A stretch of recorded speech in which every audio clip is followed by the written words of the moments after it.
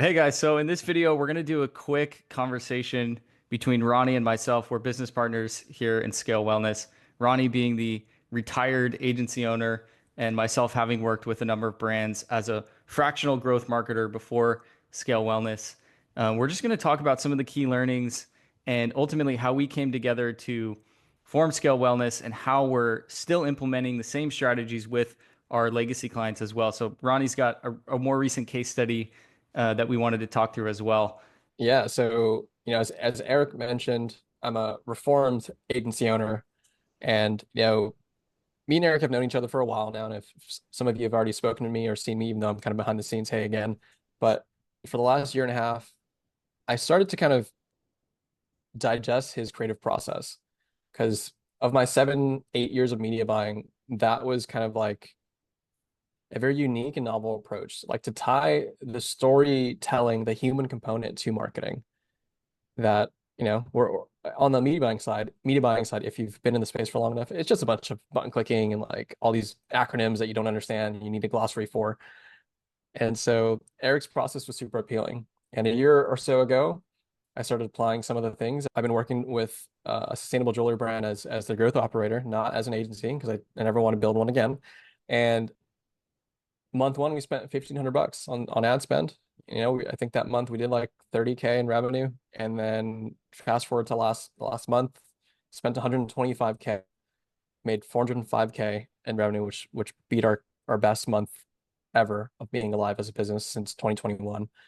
And so, I was telling Eric like this might be a good time for the case study because we're ecstatic. There's so much momentum. Yeah, it's just a very exciting conversation to have at the moment. Sick, man. Yeah, I'd love to hear a bit more about how you've taken some of your learnings as an agency owner, the Scale Wellness philosophies, and what we advocate for. How have you applied that into this specific brand, and what does that in-house team look like at this point? Yeah, so You know, I think I think the biggest unlocks come from layering in different skill sets. And I think like what I learned from you, Eric, was the creative process. And what I took from the agency side was like understanding how to build team and connect with people. And so I think what's been really cool is just to build a mini agency within a brand. The first month, we hired a video editor. I met with them every single day for 30 days just to like make sure we were fully aligned on content. And I didn't have to do that.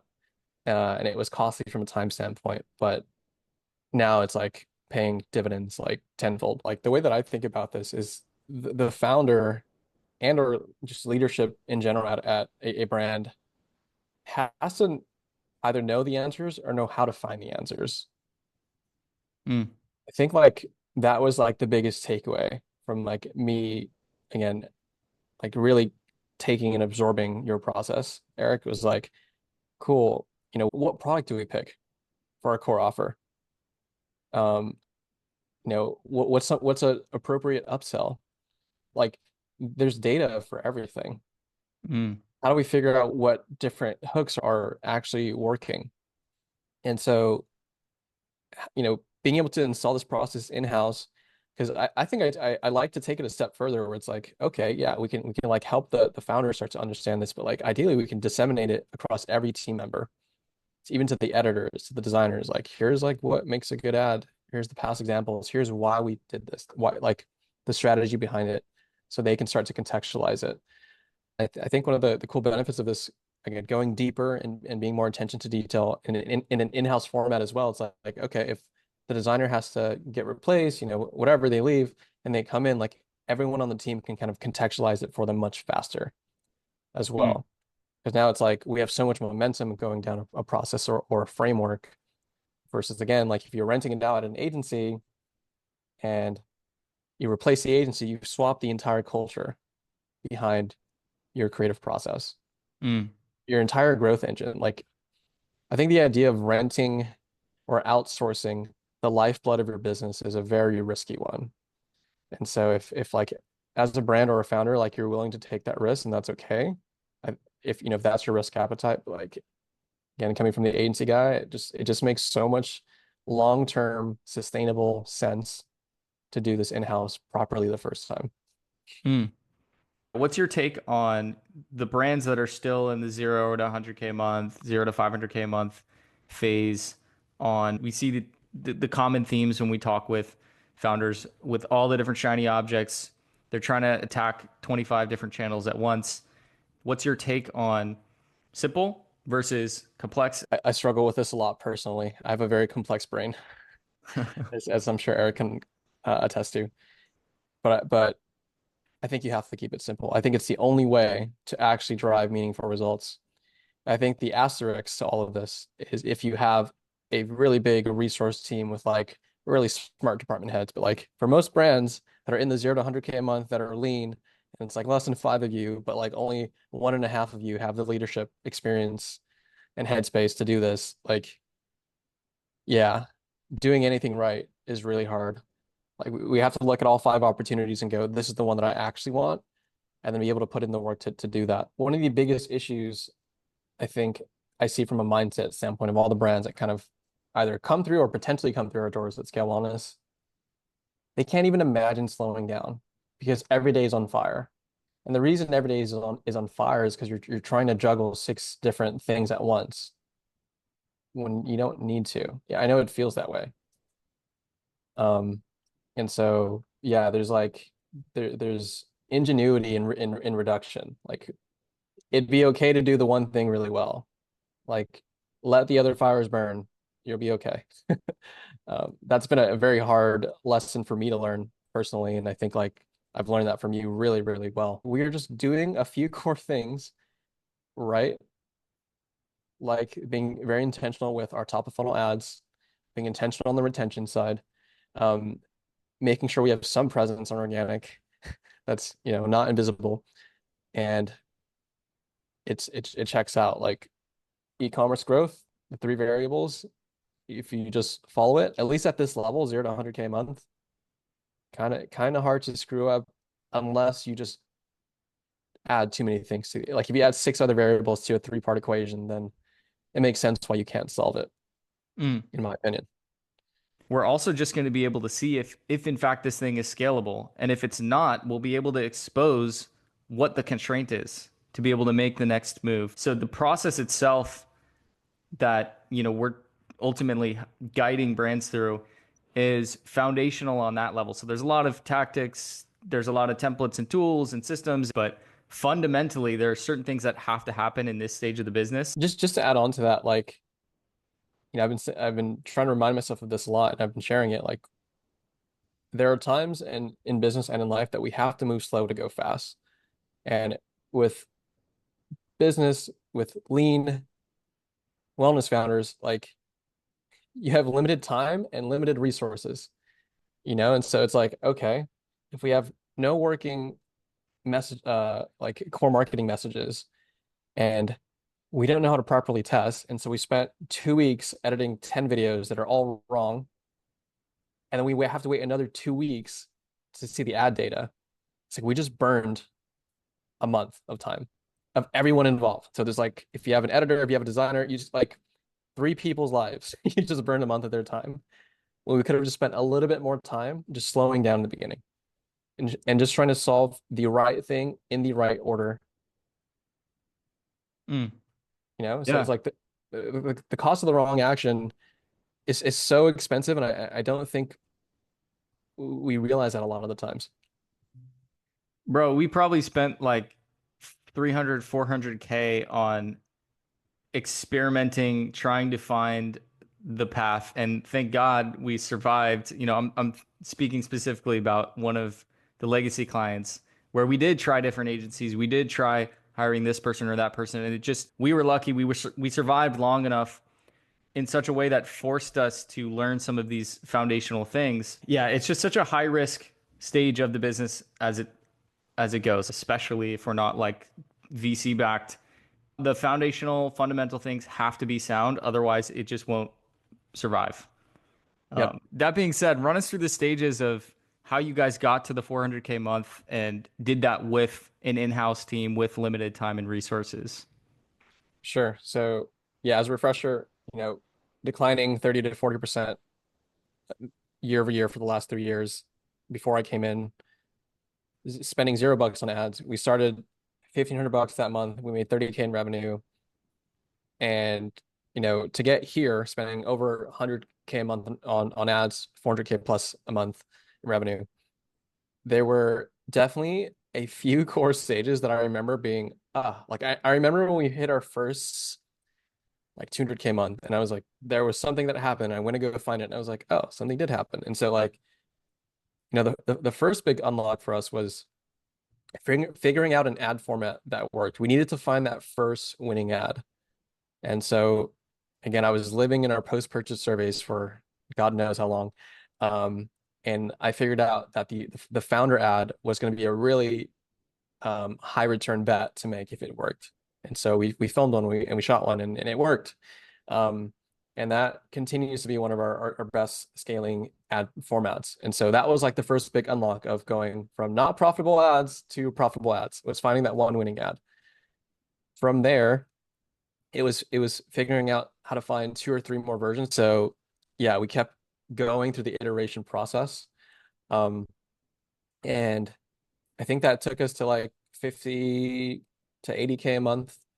And then we were kind of stuck there for a little bit. And then I think in May, we had our breakout month. I think it was 212K. I forget the exact number. And I was like, what the heck just happened? Like, I was scaling the ads, following the data, but I was like, something feels bigger than what actually happened. And it was an offer positioning thing. We were testing a few different products, and a product with like a 2x AOV just took off. And I was like, wow. Again, e-commerce growth, traffic, AOV, conversion rate. AOV took off, and I was like, oh, AOV doubled. So it makes sense that our revenue doubled. I just didn't think it would have been like a plus 100K a month number like that. And since May, we haven't dropped past 150K. So like it sustained after that. So that was like stage 2 big unlock was, what product did we bring to market and why? There was a lot of LTV reasons for that too, but that was, yeah, stage 2 unlock. Stage 3 was retention. We brought in an in-house email marketer, and I was sitting on a call with him one day trying to troubleshoot why our opt-in conversion rate was so low. And then we had realized on the call that like the form was just hidden. Like for whatever reason, the code just hid the form. Then boom, we like unhid the form, and then our retention numbers went up immediately. And I was like, wow. And so that was like stage 3 unlock, where our returning customer rate had like, I don't know, increased by like 50% or so, from like 20-ish to like 30 to 35% on a regular basis. And so yeah, now we're hitting like, before if we're hitting like 200K, now we're hitting like 230, 250. And then I think that the last stage that really pushed it for us was figuring out how to run really big activation campaigns, because we had fixed retention, right? So we had no working retention process, no like regular campaign flow, fix all of it. We're sending 3 every week, like normal brand. And so we got to actually use that channel to compound by just saying, hey, can you like test these random offers for us once a month? And so we did that, and we were able to enter Black Friday feeling really confident. So yeah, in summary, like figuring out one working ad format. Next one was like figuring out a few more that were slightly different so that we can continue to compound scale. Third was like figuring out the right product to really bump AOV, or a method of bumping AOV. So we doubled AOV, and we somehow doubled revenue to like the high 100s or low 200s. Figuring out retention, because now we have enough traffic on a daily basis for that to actually matter. And activation, and then kind of in between the activation and retention, we also started doing conversion rate stuff. So we had like a 30% bump in conversion rate. So again, nothing changed on the ad side. We're just bringing in 30% more revenue. So we've done all these like sequential things, but every step of the way, I had to tell the founder, I had to tell the team, no, we're not doing TikTok ads yet. No, we're not doing conversion rate optimization yet. Like we're not ready. No, like keep doing the thing. I remember so clearly when we couldn't break 100K a month. I think we were like 60 to 80K, and the founder was like, I think we should do TikTok ads. And like I was setting up the TikTok ads, and then like a little voice in my head, maybe Eric's voice, was like, you're not ready. Don't do it. And then I shut it all down. I was like, let me just try for another month to keep cracking Meta. Like I think we can break the 100. And then we did. And so the power of no to focus has been like probably the biggest unlock, and the only way that we've been able to progress through these stages in a lean fashion. Like if we kept hiring big agencies to kind of help, maybe, but also maybe we would have burned all our free cash flow and like not been in business. Well said, dude. Yeah, any final advice for founders who want to do, their first mill online with a wellness offer and they're considering scale wellness, they're considering different options, maybe an agency, maybe they find a CMO. Yeah. So my final advice is if you're a founder that just wants to get smarter and more competent and become dangerous in a thing that you're probably not fully competent in at the moment, like this is the fastest way to do it, I think. Again, like I had no video experience before like downloading Eric's process into my brain. It was a very intimidating thing for me. Again, I only understood the data, right? Like just the non-human, the non-storytelling, the non-marketing part of this that well. So yeah, like if you want to get smarter, this seems to be the most logical next step on how to do it. And if you're tired of the agency thing, coming from the former agency owner, like this is what I wish I had, you know, 6 years ago before I got involved into the agency space. I would have rather just worked with a brand and just help them build this out in-house because it was just a much less stressful, less risky environment to build brand, to build content, to build growth, really. Like you're just trying to build a predictable growth engine. I think this is the way. Hell yeah. Yeah, dude. I've realized that more and more as of late too, is it really is about confidence as well. There's number goals, there's metrics that we have to be able to track progress and this and that, but I think a big part of what we're doing is we're helping to expand the health and wellness space by empowering the founders, creating more confident entrepreneurs, people who are able to run the show themselves and ultimately level up. So that is a big part of the whole purpose of this is to help expedite that process and have a Yeah. community there to support it as well. Um, but yeah, super grateful for you, of course, Ronnie. And it is interesting to see how like both of our different lanes have converged into this model, into this format. It's been cool too to see some of the higher level folks coming through too. It's like we are resonating with the pre-revenue folks, new products, new offers, and then there's also these bigger brands, 20, 40 million plus a year, or big Amazon brand that's trying to figure out direct to consumer. And it, in both cases, there's a lot of learnings that are happening, whether it is the solo founder or if there's already a lean in-house team that's trying to just dial in the process and the systems. So it's been cool to see the community grow. We're obviously excited about it, and yeah, we should definitely jam on some other topics in Yeah, conversation. yeah, we should. We should. I feel like there's just so many lanes that we're staying out of right now for time's sake. But yeah, that'd be fun.